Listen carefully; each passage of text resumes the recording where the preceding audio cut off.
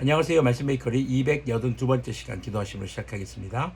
거룩하신 주님 감사합니다. 주님의 말씀을 묵상합니다. 성령님께서 말씀에 조명이 되어 주시옵소서.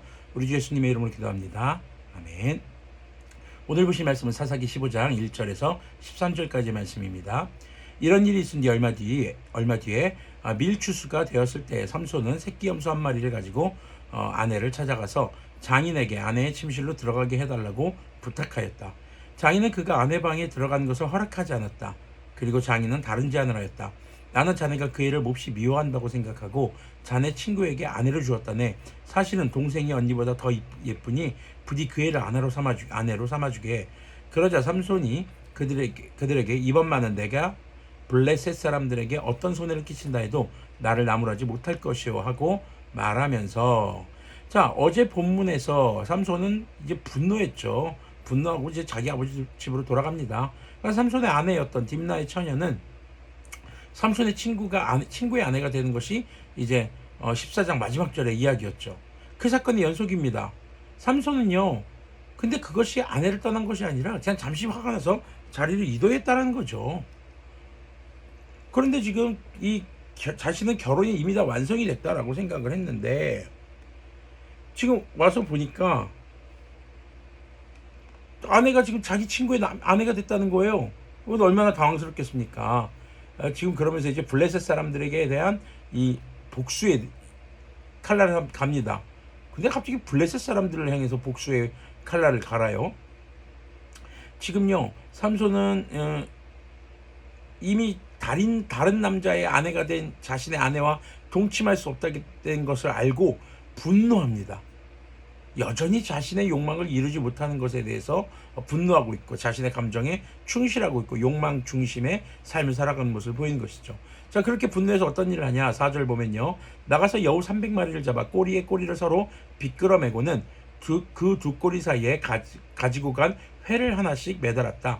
그는 그 회에 불을 붙여 블레셋 사람의 곡식밭으로 여우를 내몰아서 이미 베어 쌓아놓은 곡식가리에 불을 놓았다. 불은 곡식가리뿐 아니라 아직 배지 않은 곡식과 포도원과 올리브 농원까지 다 태워버렸다. 블레셋 사람들은 누가 그렇게 하였는지 알아보았다. 마침내 사람들은 딥나 사람 곧 삼손의 장인이 삼손의 아내를 빼앗아 들러리 섰던 친구에게 아내를 주었기 때문에 삼손이 저지른 일임을 알게 되었다. 블레셋 사람들이 딥나로 올라가서 그 여자와 그 아버지를 불에 태워 죽였다. 그러자 삼손이 그들에게 말하였다. 너희가 이렇게 하였으니 내가 너희에게 원수를 갚기 전에는 가만히 있지 않겠다. 그는 블레셋 사람들을 닥치는 대로 마구 무찌르고 내려가서 에단 바위 동굴에서 쉬고 있었다. 자, 딥나의 여인 사건은 다시 블레셋 사람들을 공격하는 빌미가 됩니다. 삼손은 여우 300마리를 이용해서 블레셋 사람들의 밭에 불을 지르고 그들이 출소하려고 쌓아놓은 곡식들을 다 태워버립니다.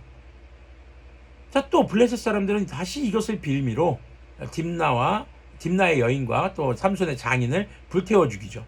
이 14장 15절에서 어제 묵상했던 말씀에서 블레셋 사람들이 수수께끼의 답을 알아내기 위해 그 삼손의 아내를 협박했던 그 협박의 내용이 결국 현실로 이루어지는 내용이죠.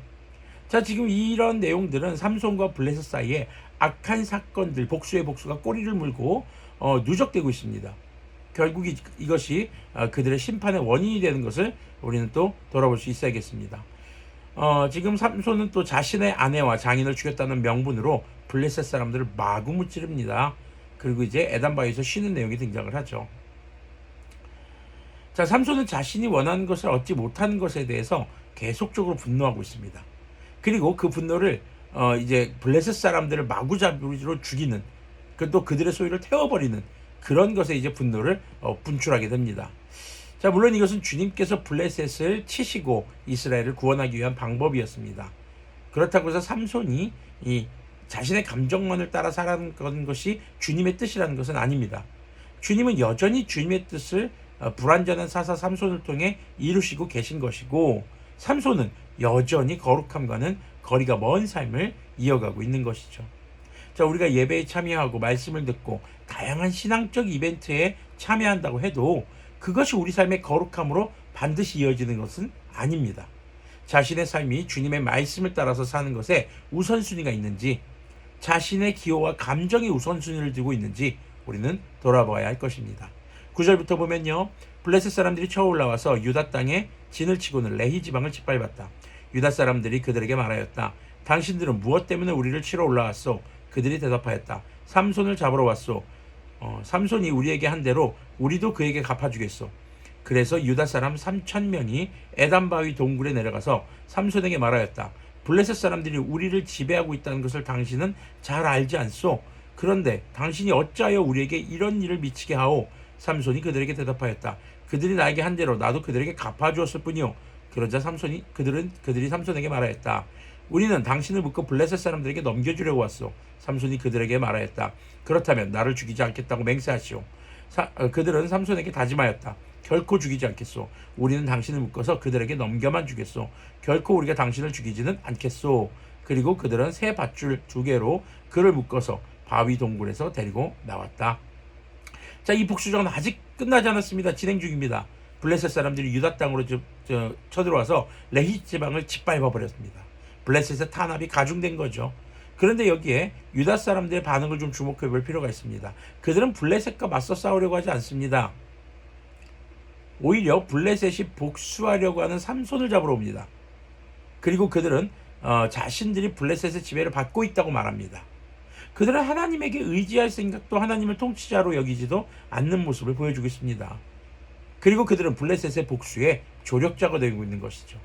지금 이 사건의 연속들은요, 삼손의 아내도 삼손의 편이기보다는 블레셋의 조력자였고, 같은 민족인 유다 지파 사람들도 삼손의 편이 아니라 지금 블레셋 사람들의 조력자가 되고 있는 것입니다. 이것은요, 당시 상황이 그 누구도 하나님의 편에 서 있는 사람이 없다는 것을 보여주는 것이죠. 물론 삼손이 하나님의 편에 있는 사람이냐, 그렇게 보기도 어려운 상황입니다. 하지만 하나님이 세우신 사사였으니까요. 그런데 심지어는 하나님께서 특별하게 세우신 사사 삼손도 하나님의 편에 있다고 보기도 어려운 것이죠. 자, 우리가 예배를 참여하고 이렇게 말씀 베이커리를 보고 또 일상생활 속에서 기도도 하고 성도의 교제도 하고 찬양도 한다고 해서 우리가 진정으로 하나님의 편에 서 있는지는 돌아보아야 합니다. 내가 두려운 것을 피하고 또 얻고자 하는 것을 얻기 위해서 하나님을 나의 편으로 만들려고 하는 것이라면 결국 우리가 원하는 것을 제공만 한다면 누구든지 우리는 섬길 준비를 하고 있는 것이죠. 그리스도인은요, 하나님을 내 편으로 만드는 사람이 아니라 우리 자신이 하나님의 편에 서는 사람인 것을 기억하시기를 바랍니다. 기도하겠습니다. 거룩하신 하나님 감사합니다. 삼손과 블레셋 사람들 사이에 끊이지 않는 이 복수와 복수의 관계들을 바라봅니다. 주님, 우리가 욕망에 사로잡혀 있고 우리가 내가 원하는 것, 내 기호에 사로잡혀 있지는 않은지 돌아봅니다. 주님, 우리가 정말 이 삼손의 내용들을 묵상하면서 우리 하나님을 우리 편으로 만들려고 우리가 착각했던 우리의 모습을 회개하고 우리가 하나님의 말씀을 따라서 주님의 편에 사는, 주님께서 거룩하시듯 우리도 거룩한 삶을 추구할 수 있는 그런 모습이 될 수 있도록 긍휼을 베풀어 주시옵소서. 우리 주 예수님의 이름으로 기도합니다. 아멘.